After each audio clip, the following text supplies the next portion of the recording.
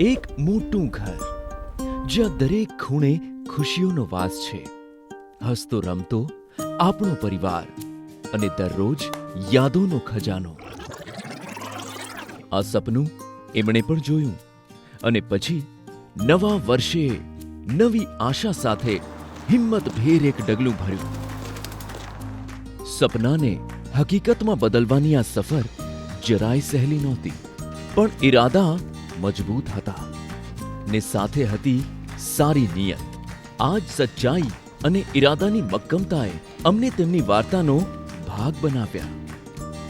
આ સચ્ચાઈને અમે ઓળખી અને એમના સપના સાકાર કરવામાં મદદ કરી. આજે આ એમનું ઘર માત્ર તેમના પરિશ્રમનું જ પરિણામ નથી, પણ એ એમણે અમારા પર મૂકેલા વિશ્વાસનો પુરાવો છે. સપનાઓ ત્યારે જ પૂરા થાય છે જ્યારે વાતો શરૂ થાય છે. નવા વર્ષે આવો વાત કરીએ.